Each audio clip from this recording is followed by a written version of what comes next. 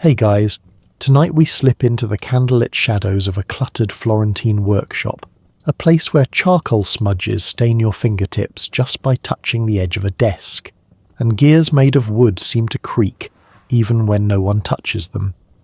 Here you stand, not quite awake, not quite dreaming, with the restless figure of Leonardo da Vinci bent over his parchment.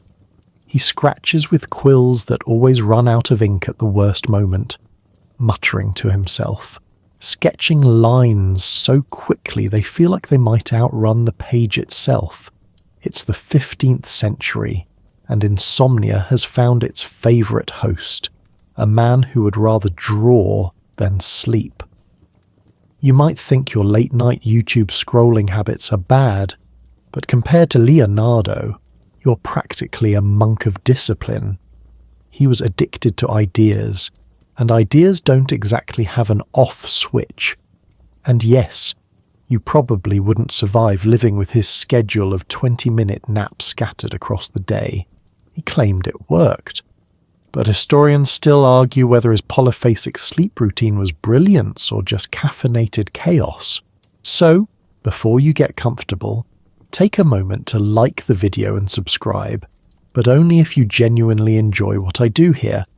And if you're listening, go ahead and post your location and your local time down in the comments.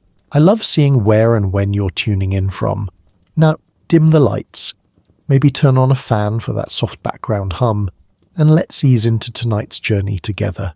You trudge across the uneven floorboards of Leonardo's workshop, which feels more like a barn stuffed with chaos than a laboratory of order.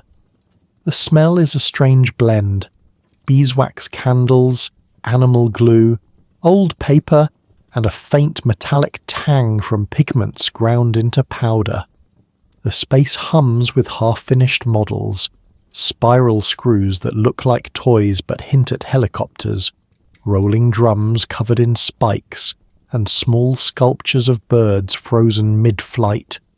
Everywhere you look, there's motion, if not from the objects themselves, then from Leonardo's restless imagination carved into wood, parchment, and clay. Leonardo himself isn't the kind of noble, marble-browed figure you see in later portraits.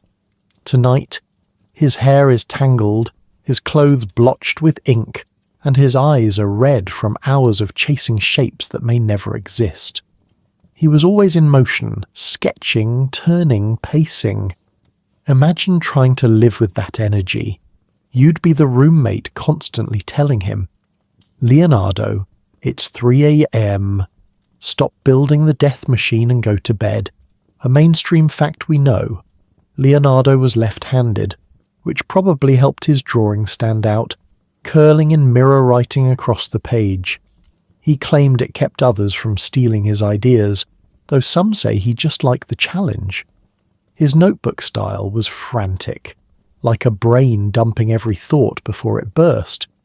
Some were labelled, others weren't. Future readers sometimes stare at the sketches and shrug, unsure if they're looking at a flying machine, a catapult, or just Leonardo doodling when he got bored. Historians still argue whether his notebooks were organised chaos or simply chaos disguised as genius. And then there's a fringe tidbit.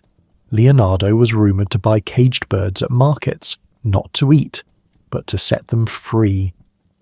Imagine this odd man wandering home through Florence, sketchbook in one hand, birdcage in the other, unlatching the door so a sparrow could zip into the Tuscan sky. Was it sentimentality, curiosity, a practical way to study flight patterns? No one knows, but it fits. The restless mind also had a restless heart, unwilling to watch even a small creature remain trapped. You linger on his workbench, where sheets pile up with overlapping dreams. Some are detailed cross-sections of human organs, others curling lines of waterfalls, others war machines that seem far too brutal for a man who also painted angels. The paradox is sharp. You can't quite decide if he's a peaceful dreamer or a military contractor who happens to paint saints on the side. Tonight, though, You catch him sketching a series of strange spirals, long curls rising into the air like an uncoiling screw. He mutters about lifting men off the ground with nothing but canvas and rotation. He scratches more notes backwards, glances up at you briefly as though you're another idea floating past, and then returns to his restless task. You realise this is Leonardo at his core, unable to let go of the what if. What if humans could fly? What if water could be tamed like a servant? What if machines could walk, wheel, spin, and move on their own? The longer you stand there, the more you notice how every surface hums with unfinished business. The notebooks aren't polished essays. They're confessions of a mind that refused to rest. Each sketch is both promise and failure, a glimpse of something humanity wouldn't achieve for centuries, and also something Leonardo himself never made work. If you tilt your head, you hear the scratching of his pen as a rhythm, almost hypnotic. It blends with the faint buzz of insects against the windowsill, the creak of rope strung across beams, and the crackle of candle flame eating away at wax. The workshop itself seems alive, like one giant sleepless machine echoing Leonardo's mind. And maybe, as you settle deeper into this night, you start to notice how contagious that restlessness is. Your own thoughts wander.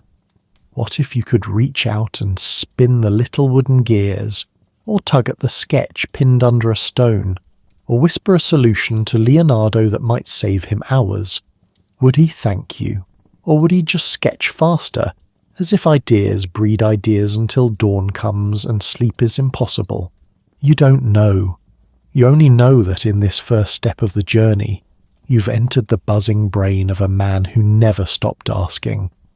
And whether or not his machines ever left the page, the questions linger, waiting for you to follow.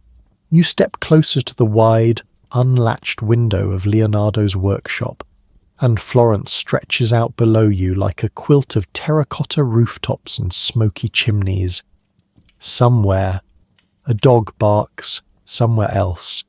A lute is strummed out of tune by a neighbour who clearly doesn't care that you're trying to fall asleep to history. But your eyes are drawn upward, because tonight, Leonardo's imagination is not confined to these narrow streets. He's obsessed with the sky. He sketches wings. He sketches feathers. He sketches ropes and pulleys and strange curved beams meant to flap like the wings of a giant bird. And in his mind, you're already flying above Florence, a city that was never meant to see such machines. He wasn't the first to dream of human flight. Of course. Ancient myths had already launched Icarus into the sun, though you remember how poorly that ended. Chinese inventors were already tying fireworks to bamboo frames, but Leonardo wanted something different. He wanted precision. He studied hawks circling over the Arno River. He drew owls swooping soundlessly between towers. He measured the angle of feathers and the way air curled under them. A mainstream fact. His notebooks are full of detailed anatomical studies of bird wings, showing every tendon and joint. It wasn't enough to guess at flight. He wanted to reverse engineer it like a machine. And yet, there's a quirky tidbit buried in all this serious science. Leonardo apparently had an odd fear of bats. Imagine this. A man who dissected corpses, who drew decapitation devices, who scribbled tanks rolling across battlefields, and yet he didn't like bats flapping around him. Maybe it was the leathery wings, maybe the squeaks, maybe just the reminder that night creatures had mastered the very thing he couldn't. Historians still argue whether he actually studied bats at all, or if he avoided them while focusing almost exclusively on birds. If true, it's both hilarious and oddly human. The father of aeronautics secretly side-eyeing a squeaky little mammal. Tonight, you hover beside him as he straps together a wooden frame. canvas stretched taut like the skin of a drum. His fingers smear resin over the joints, his hair sticking to the glue, and he mutters equations no one else around him could follow. He wants to build what he calls the ornithopter, a contraption meant to flap its wings with the rhythm of human arms and legs. You picture him climbing a hill just outside Florence, dragging this heavy, awkward skeleton of wood and cloth, looking more like a man preparing for an absurd circus act than a scientist. And yes, you wince imagining him trying to jump off a slope with this device strapped to his back. Spoiler: no documented successful flights, unless you count rolling downhill in an undignified heap. Still, there's something magnetic about it. As you peer over his shoulder, you see how he imagines the future. He doesn't think in terms of "can I fly tomorrow?" He thinks in centuries. Maybe you're the audience he never had, the dreamer who gets to appreciate the sketches without worrying about face planting in a field. You drift upward, as though one of his flying screws, the ancestor of the helicopter, has finally worked. It's made of linen, wood, and a wild idea that if you spin a spiral fast enough, air itself will hold you aloft. Never mind that his materials weighed too much, or that his power source was human legs instead of a motor. In Leonardo's world, those details are obstacles, not dead ends. A debate lingers even now. Historians still argue whether Leonardo actually built some of these flying machines, or if they stayed forever as sketches. There are no reliable records of him strapping in, leaping, and soaring over the Tuscan fields. Some believe he tested small prototypes, others think he only dreamed. And maybe that's the most Leonardo thing of all, leaving us with just enough evidence to wonder. As you imagine the scene, the sensory details pull you in, the creak of wood, the snap of rope as it tightens, the smell of canvas drying in the sun. His assistants, poor, overworked apprentices, probably gave each other the same look every time he said, "I've got it this time." That look that means, we're about to carry something heavy uphill again, aren't we? And yet, they followed him, because there was no one else alive who could make even failure feel like destiny. The night air cools your skin as you hover in this dreamscape of Florence. The city sleeps, but Leonardo's mind never does. In his notebooks, he scrawls backwards, describing how a man might glide like a great bird if only the balance, the wind, and the will were aligned. You picture him closing his tired eyes for a moment, the candle sputtering, and in that brief silence you imagine him truly flying, not in reality, but in the deep chambers of imagination. Perhaps that's enough. Perhaps it was always enough, because flight for Leonardo wasn't just about escaping gravity, it was about escaping limits, the rooftop, the horizon, the boundaries of what a human body could endure. He wasn't content to walk the narrow streets of Florence when his mind could circle the skies, and even if the wings never lifted him, the thought of them was already a kind of flight. As you let yourself drift with him, you realize sometimes the dream is more important than the machine. Sometimes, staying earthbound with sketches of impossible wings is enough to remind you that the sky was always meant to be wondered at. You shuffle deeper into Leonardo's workshop, and tonight his gaze is no longer fixed on the sky but on something far less graceful. Human bodies sprawled out under the dim candlelight. The smell is sharper here, unsettling, something halfway between herbs meant to mask decay and the honest rot of reality. Leonardo leans in close, quill scratching lines that do not idealize but record with blunt accuracy.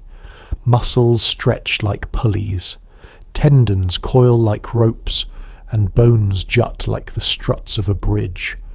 You quickly realize he isn't seeing people, He's seeing machines.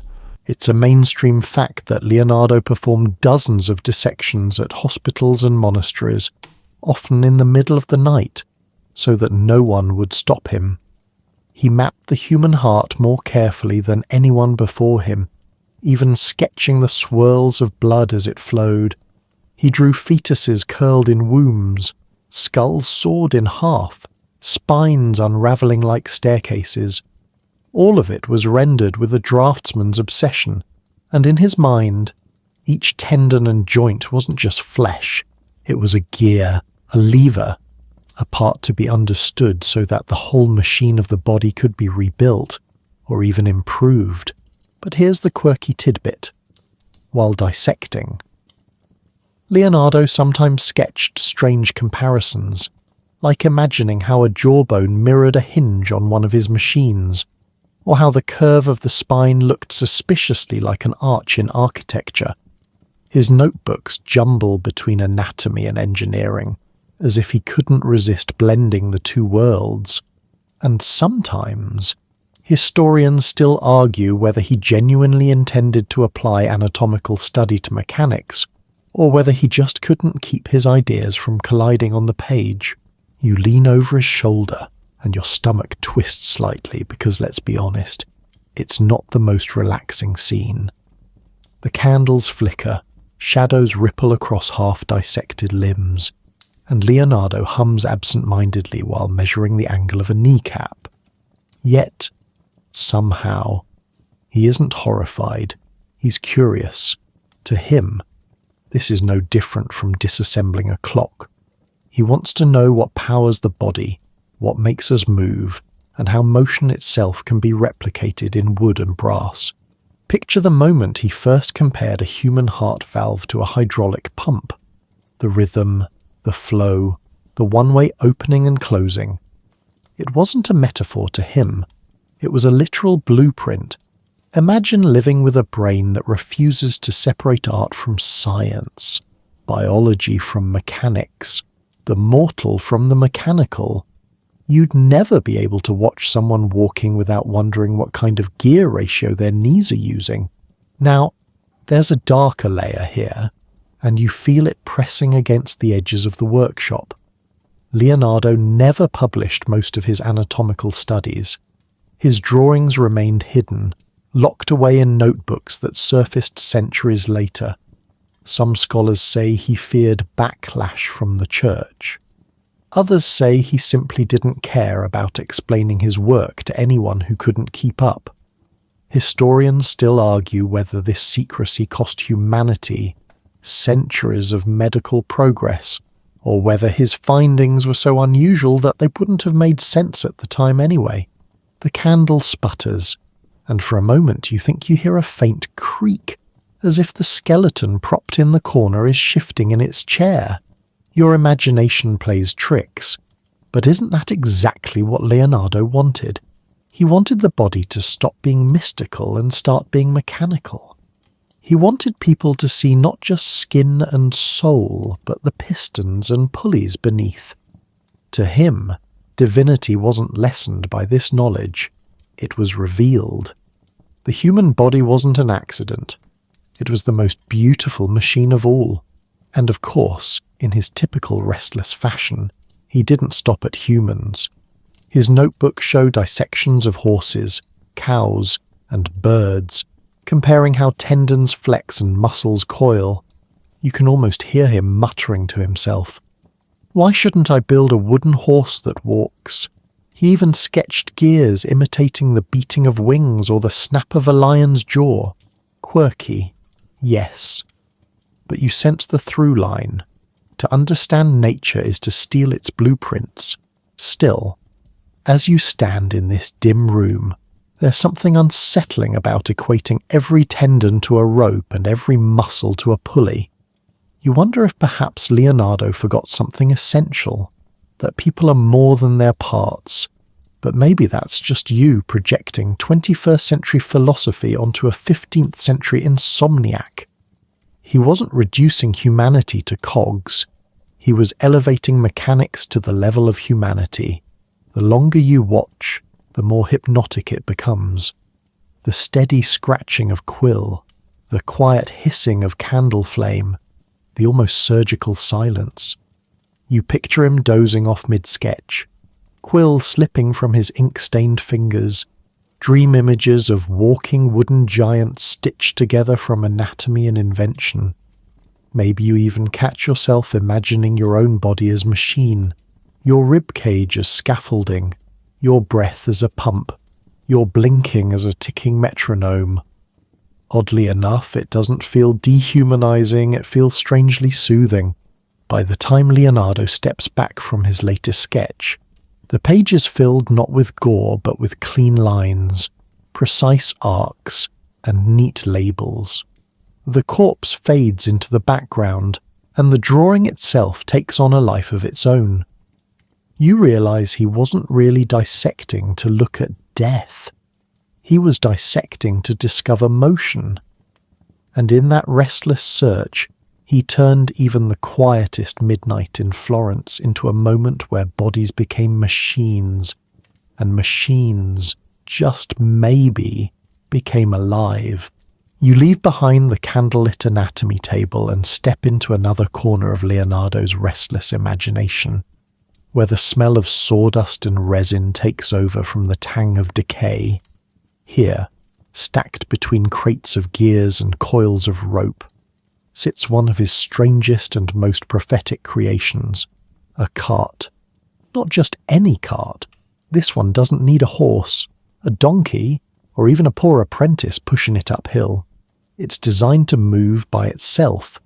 Yes, centuries before Detroit ever existed. Leonardo is sketching out the ancestor of the automobile. The cart is squat, wooden, with sturdy wheels that look hand-turned by some tired carpenter, and a base bristling with coiled springs. Leonardo's idea is simple. Wind the springs tight, and the stored energy releases, pushing the cart forward without an animal in sight. It's a mainstream fact that his design is now recognized as one of the earliest concepts of a self-propelled vehicle. When modern engineers built a working replica based on his notebook, it actually rolled forward with a smoothness that shocked even them. The man was 500 years ahead of the traffic jam. But here's the quirky tidbit. No one is really sure what Leonardo meant the cart to do. Was it a war machine to roll explosives toward enemy lines? Was it a theatrical device for stage plays, designed to move scenery dramatically across the floor? Or was it just another late-night what-if sketch? Historians still argue whether he intended this contraption to be practical, or if it was just a kind of Renaissance fidget toy, a way to test gears and springs without worrying too much about where it would roll. You crouch beside it, running your fingers along the wooden frame. The springs groan as Leonardo's apprentice winds them up with a crank, his face already tired of being volunteered for these experiments. Leonardo stands back, his hair dishevelled, his robe flapping like he's forgotten what season it is. He gestures dramatically, and with a little release of tension, the cart lurches forward. For a moment, it stutters like a drunk trying to walk straight. Then, miraculously, it rolls. No animal, no push, just the stored force of twisted springs unwinding into motion. You can almost imagine the audience at the time, jaws dropping, laughter bubbling, perhaps a priest muttering under his breath about sorcery. Because let's be honest, in a world where most people had never even seen a pocket watch, a cart that drove itself must have looked like a wooden ghost. There's something charmingly absurd about it too. The cart doesn't exactly scream modern car, it's slow, clunky, and if you don't set the springs evenly, it veers off to the side like a stubborn shopping trolley. You picture Leonardo chasing after it, robes flying, yelling at his apprentices to grab it before it smashes into the wall.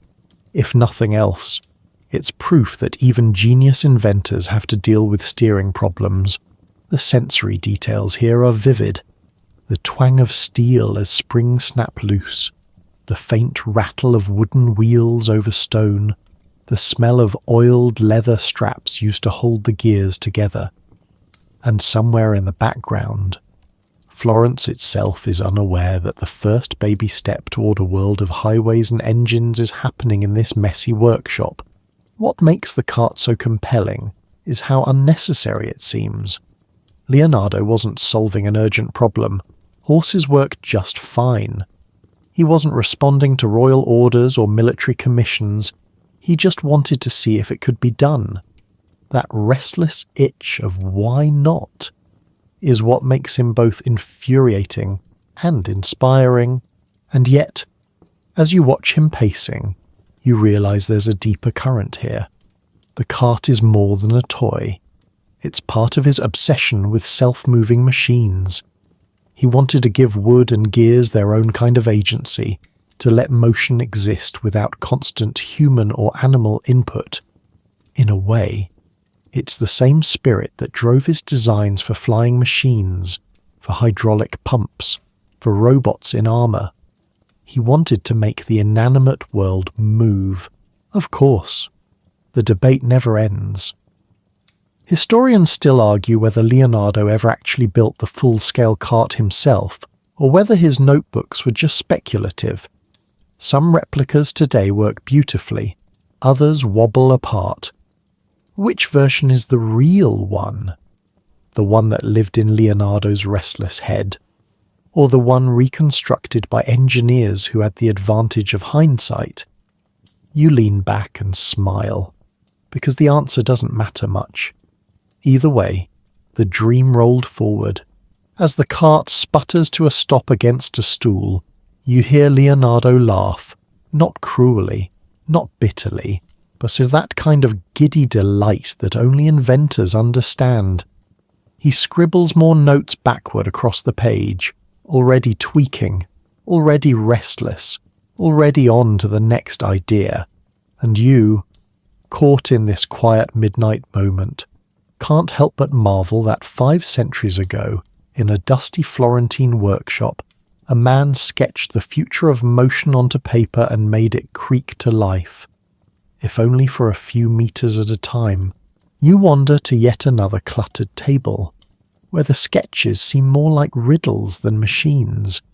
Circles intersect with triangles, wheels sprout from frames, and heavy blocks dangle from ropes like stone puppets waiting to be tugged.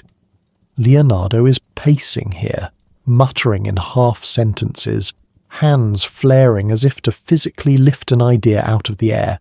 Tonight, he's chasing something slippery, the dream of perpetual motion. It's a concept that has haunted inventors for centuries. The fantasy of a machine that powers itself forever without fuel, without rest, without the indignity of needing to be wound up by some sweaty apprentice. Imagine a wheel that turns endlessly once started, or a fountain that pumps itself in an eternal cycle. No coal, no wood, no horses, no sleep, just infinite energy.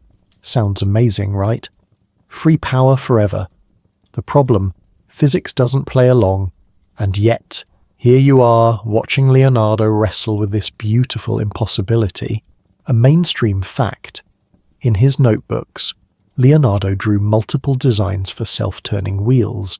Some had weights attached that were supposed to shift and keep the wheel unbalanced so it would never stop spinning. Others relied on clever arrangements of gears. They all failed, of course, because perpetual motion breaks the fundamental rules of energy. You can't get something from nothing. But Leonardo couldn't resist. The lure was too strong. And here's the quirky tidbit. Despite filling pages with these wheels, Leonardo eventually wrote scornfully about perpetual motion, calling it impossible. Yet he kept sketching versions anyway, almost like he couldn't quite let go. Historians still argue whether he secretly believed he was close to solving it, or if the act of disproving it over and over was itself his kind of game. Was he chasing success, or savouring the challenge of the unsolvable. You crouch beside one of his models, a wooden wheel taller than you are, rims studded with hinged arms weighted by metal balls. He gives it a shove, and for a moment it looks promising, clattering forward with a rhythm that makes you hope. But then, predictably, it slows, sighs, and collapses into stillness. Leonardo frowns, then smirks, then scribbles another adjustment as though the failure was just a polite suggestion to keep trying. Imagine the sound of it.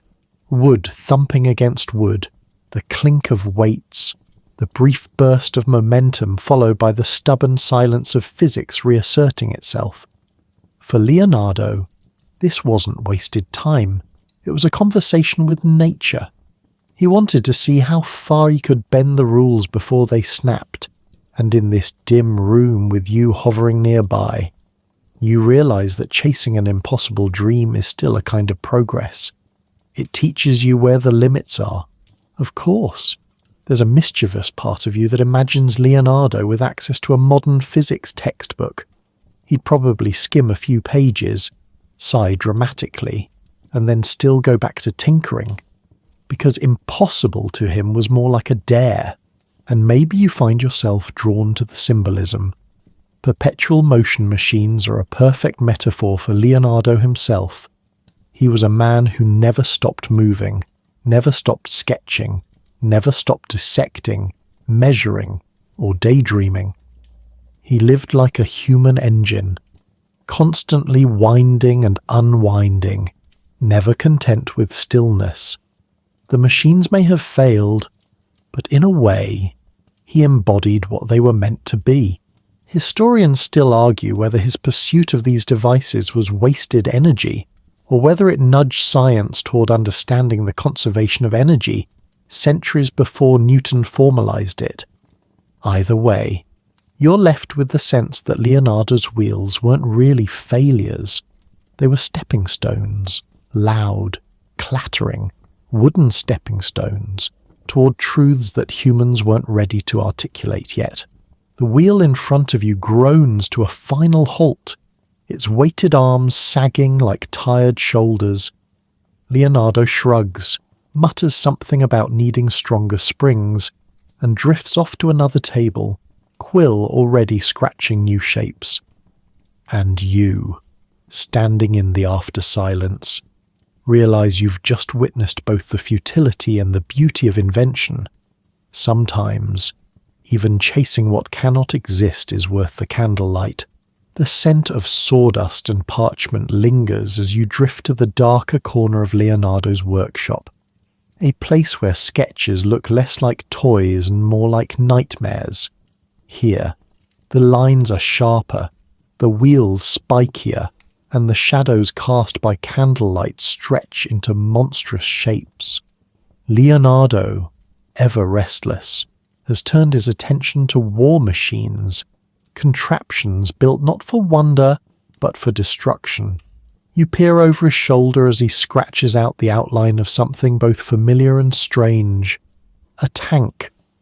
Not the steel beasts of the 20th century, but a squat, circular fortress made of wood and studded with cannons, shaped like a giant turtle dragging itself across a battlefield. A mainstream fact. Leonardo did design such a machine in his notebooks. It had angled sides to deflect projectiles and enough space inside for soldiers to fire outward in every direction. In theory, it was terrifying. In practice, the gearing system was flawed, perhaps intentionally. Some historians believe Leonardo sabotaged his own design so it could never be built correctly, either out of conscience or simple human error. Historians still argue whether that mistake was deliberate pacifism or just bad math scribbled at 3 a.m, but the drawings don't stop there. You shuffle past diagrams of scythed chariots designed to mow down enemy troops like wheat, catapults meant to hurl stones with devastating force, and bridges that could collapse under the weight of advancing armies. There's even a sketch of a massive crossbow, taller than a house, meant to fling boulders or flaming barrels. It looks impressive on parchment, but you can't help imagining the comical sound it might make if actually fired, a giant twang echoing across the Tuscan hills. Here's a quirky tidbit. Some of his war designs may have been intended less for use and more for show.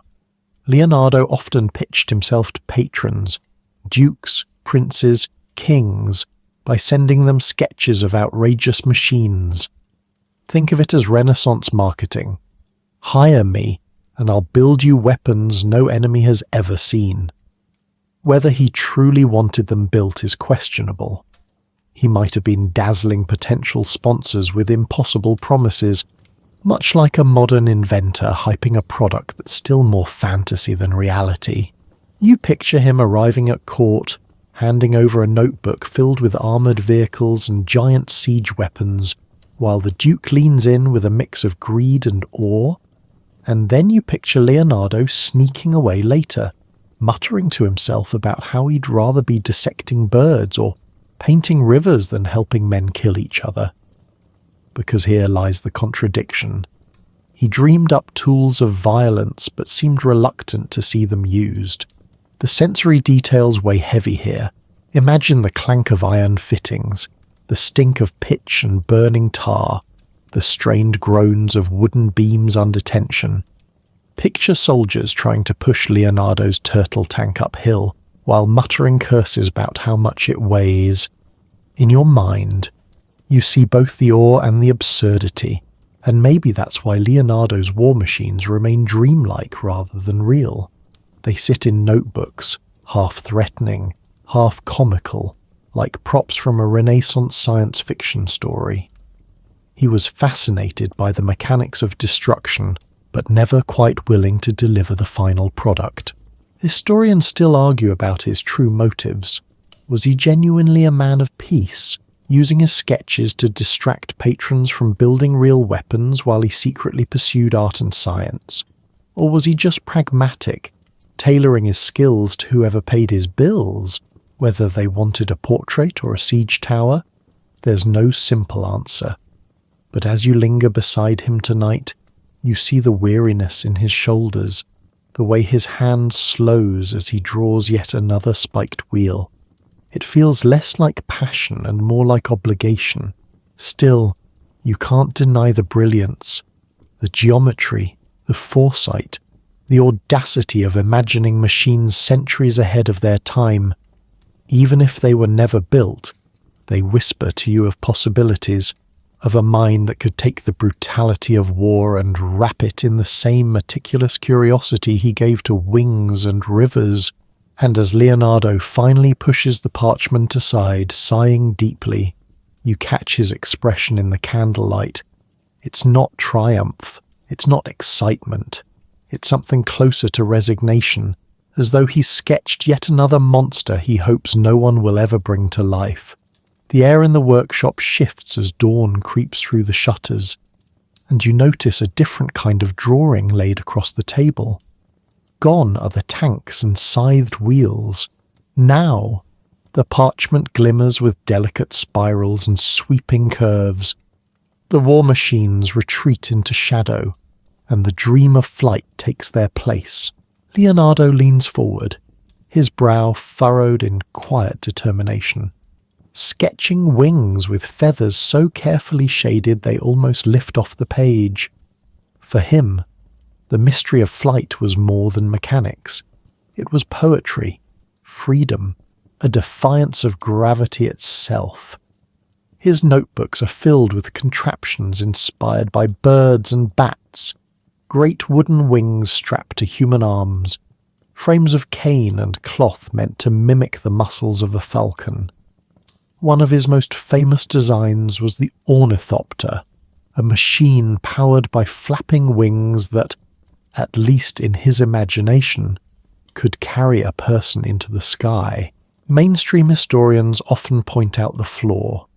Human muscles simply aren't strong enough to flap wings of that size. But Leonardo didn't know that yet, or maybe he didn't care. What matters is that he tried, scribbling hundreds of diagrams, measuring the angle of feathers, dissecting bird corpses to understand how flight truly worked. His sketches look like a strange marriage between anatomy textbook and dream journal. Imagine the sensory scene. Feathers scattered across the table, the faint smell of ink and bird bones, the quiet rustle of parchment as he turns one page after another. You hear the scratch of the quill as he carefully notes down the span of a hawk's wing, then the angle of its hollow bones. At one point, he even climbed to the hills near Florence to release birds just to watch how they swooped and dived, sketching them mid-flight as if trying to steal the sky itself. But here's a little-known quirk. Some of his flying machines might have worked, not for soaring through clouds, but as gliders. He sketched parachutes shaped like pyramids, claiming they could allow a person to leap from great heights unharmed. In 2000, a daredevil actually built one of Leonardo's parachutes using Renaissance materials and proved it worked. The only problem? It was bulky and terrifyingly unstable. Yet, it did not fail. Other designs included a kind of helicopter, what he called an aerial screw. Picture a giant screw made of linen stretched over a wooden frame, intended to twist against the air and lift upward. Historians today chuckle. The material was too heavy, the physics impossible. And yet, when modern engineers tested scaled-down versions with lightweight materials, they spun into the air just as Leonardo dreamed. This is the magic of watching him work. You see a man centuries ahead of his time, reaching toward the impossible with nothing but ink and imagination. Some designs failed because of flawed physics, others because Renaissance materials were simply too crude. But the ideas themselves pointed toward futures he would never live to see. Gliders, helicopters, parachutes, even hang-gliding suits. And then, the almost whimsical notes hidden in his margins. In one sketch, he warns would-be aviators not to attempt flight near cities for fear of crashing into rooftops. In another, he hints at the joy of soaring through the sky, imagining humanity's freedom if only the mechanics could be solved. Reading these lines feels intimate, as though you're overhearing his private daydreams. You picture him strapping on his wooden wings, standing at the edge of a cliff, the Tuscan valley below stretching wide and green. His assistants hold their breath. He lifts his arms, the contraption creaking, feathers trembling in the breeze. Did he ever try it? No solid evidence says yes, but you can almost see him pausing, deciding at the last second to step back rather than leap. Perhaps he understood the limits of muscle and gravity, or perhaps he simply feared his dreams breaking on the rocks below. Still, he wrote once, almost cryptically, "Once you have tasted flight, you will walk the earth with your eyes turned skyward." Whether or not he ever jumped, he left behind that hunger, the yearning to defy weight and wind. Tonight, in his candlelit workshop, the wings lie unfinished, wooden ribs, stretched canvas, feathers scattered across the floor. They whisper of a dream that never quite left the page, yet never truly died. Because centuries later, when men finally flew, they did so with principles Leonardo sketched in his notebooks. The dream of flight passed from his hands into the future, like a seed carried on the wind, and as the candle gutters low, Leonardo gazes at his wings with both longing and resignation. For now, the sky remains beyond reach, but in your mind's eye, you can almost hear the faint rustle of feathers, as if his dream is waiting patiently above the clouds. The workshop grows quiet again, but Leonardo's restlessness does not. His mind shifts, as it so often did, from wings and feathers to a far more pressing mystery, the human body itself. For him, the mechanics of life were as astonishing as the mechanics of flight. If man could not yet conquer the air, then perhaps he could at least understand the flesh and bone that anchored him to earth. Spread across the workbench now is not a sketch of birds, but of veins, muscles, and sinew. Candlelight flickers over pages filled with meticulous cross-sections of torsos, hands, and even unborn children curled in the womb. The images are startlingly modern, so precise that medical students today still marvel at their accuracy. Yet, in Leonardo's time, they were a secret. You see, dissection was controversial, often forbidden and cloaked in silence.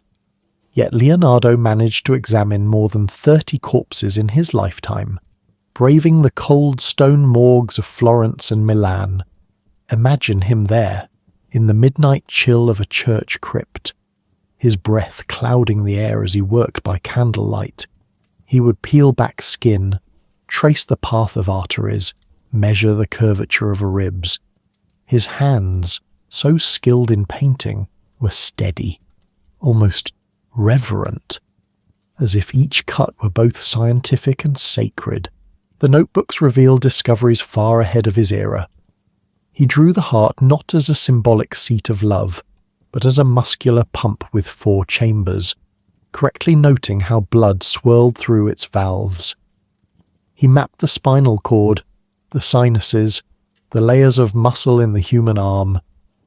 He realized that the fetus floated in a sack of fluid, nourished through the umbilical cord, a detail no one had described so vividly before.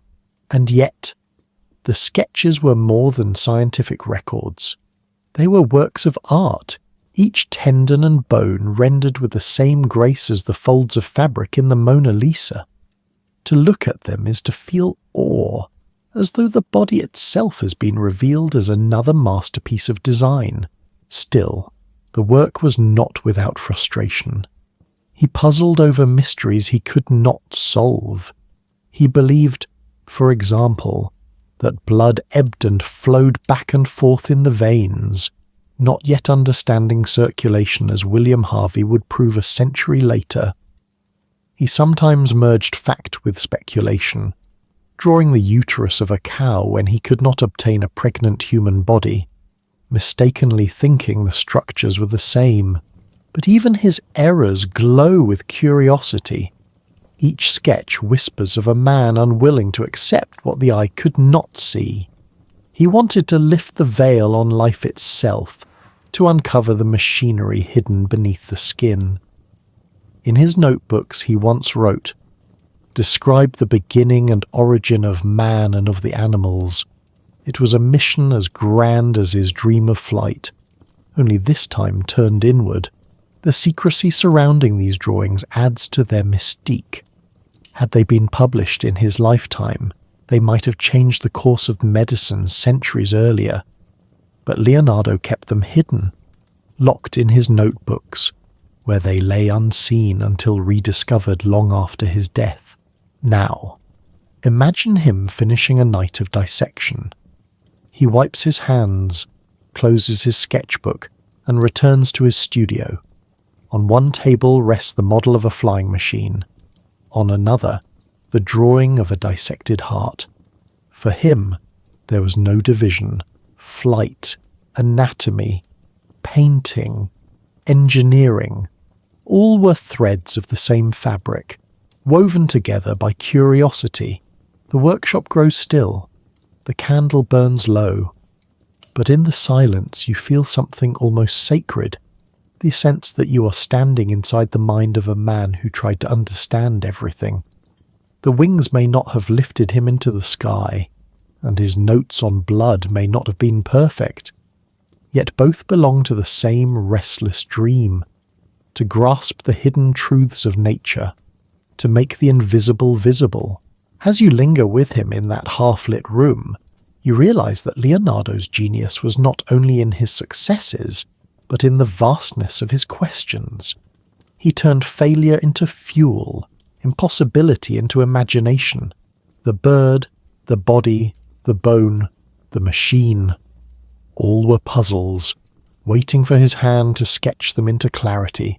And so, tonight, as he lays his quill aside, the candlelight softens over pages filled with mysteries half solved, half dreamed. They whisper of a man who never truly rested, because the world itself was too endlessly fascinating to let him sleep. Now the scene shifts again. Leonardo's mind, forever leaping from one frontier to the next, turns outward, toward forces larger than wings or bones.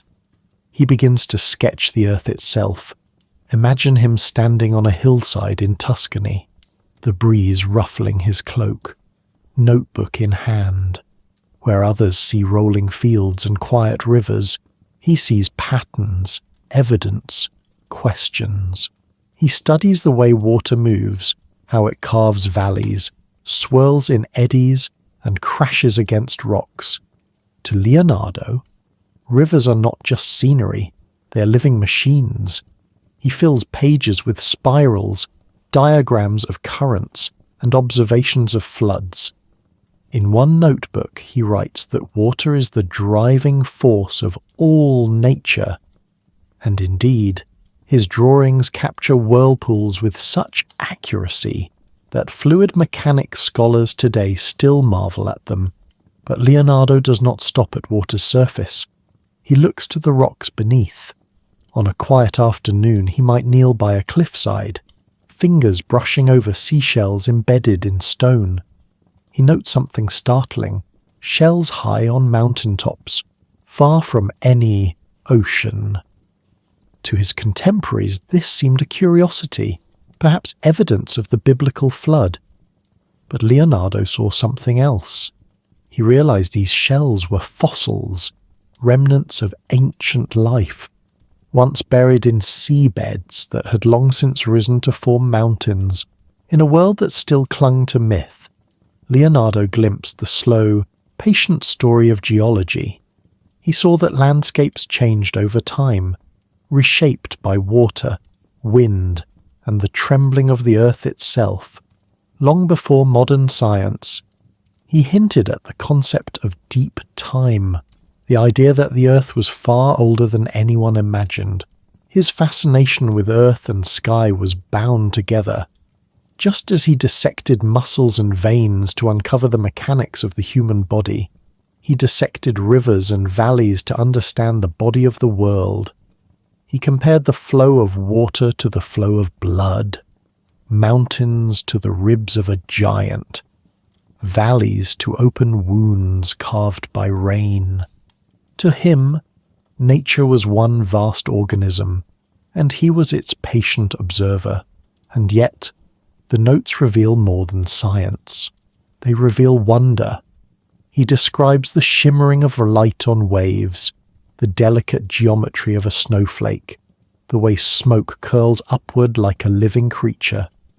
His gaze was both analytic and poetic, able to capture not only how things worked, but also why they stirred the human spirit. Imagine him by candlelight once more, copying the shape of eddies in a stream, then turning to draw the craters of the moon. He believes the moon shines not with its own light, but with sunlight reflected from Earth, a guess correct centuries before it was confirmed. He speculates about the nature of fossils, the growth of plants, the motion of stars. Each page of his notebooks is a cosmos, stitched from curiosity. But these insights, like his anatomical sketches, remain hidden in drawers and trunks. They will not be published in his lifetime. They will sleep through centuries until rediscovered and marvelled at, leaving us to wonder what science might have become if the world had read Leonardo's notes sooner. For now, the night grows deeper. In his workshop, beside the model of a flying machine and the drawing of a dissected heart, a sketch of a river curls across parchment. It is as if all of nature, air, body, earth, water, has gathered inside this single room, and as you watch him dip his quill again, the feeling returns. Here is a man who could not stop asking questions, whose hunger to know matched only his ability to see. You realize that his genius was not a lightning strike of brilliance, but a steady fire, fed by endless wonder. The candle burns low. Outside, the wind stirs through olive trees. Inside, Leonardo bends once more over his page, listening to the world whisper its secrets, eager to capture them before they slip away into silence. And so, you drift with him into the final sphere of his vision, an intersection of all his restless pursuits. Here is Leonardo the dreamer, Leonardo the philosopher, standing at the edge of what he could never quite reach, but always imagined. A world where his sketches take flight, his machines breathe, and his notebooks become more than just paper.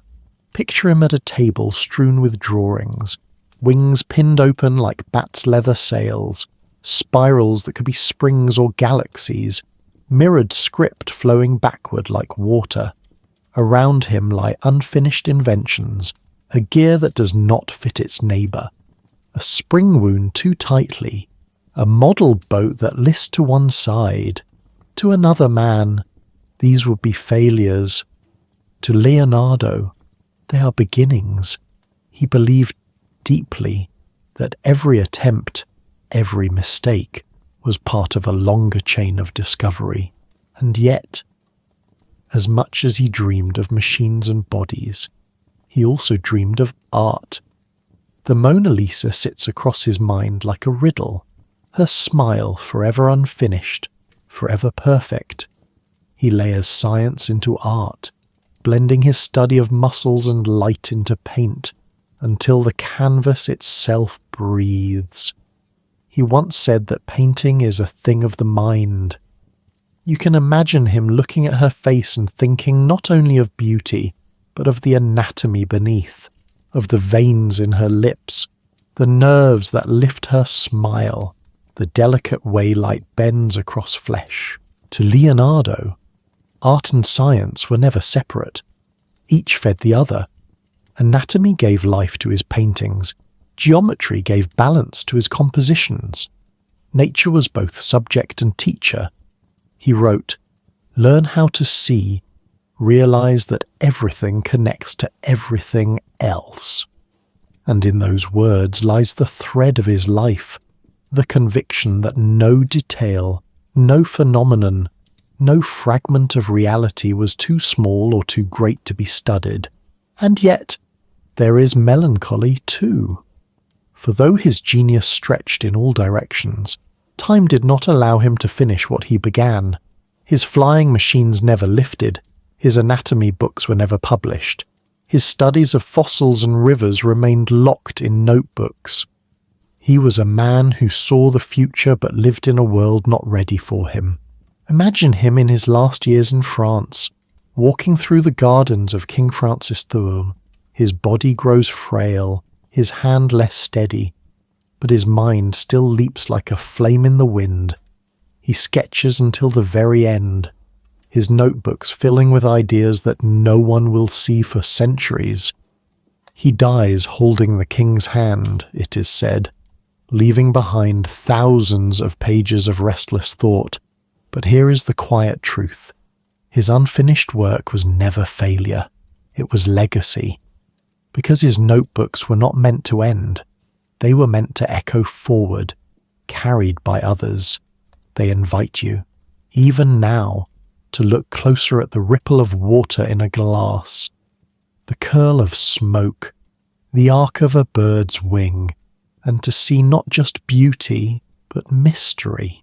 As you close your eyes, you sense his presence still, a man bending over parchment, candlelight flickering on his face, recording the heartbeat of the world, and you realize that Leonardo da Vinci has not vanished.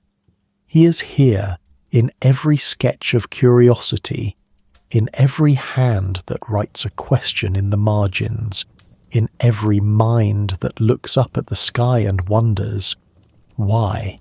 So, as night deepens, let your thoughts settle gently. Let Leonardo's endless curiosity carry you into dreams. Perhaps there, in that quiet landscape between waking and sleep, you too will find yourself sketching, not with ink, but with imagination, designing wings, rivers, stars, and with that, may your mind rest easy, warmed by the wonder of a man who never stopped asking, who never stopped seeing, who left us all the gift of his questions. Good night, sleep peacefully, and may your dreams be filled with discovery.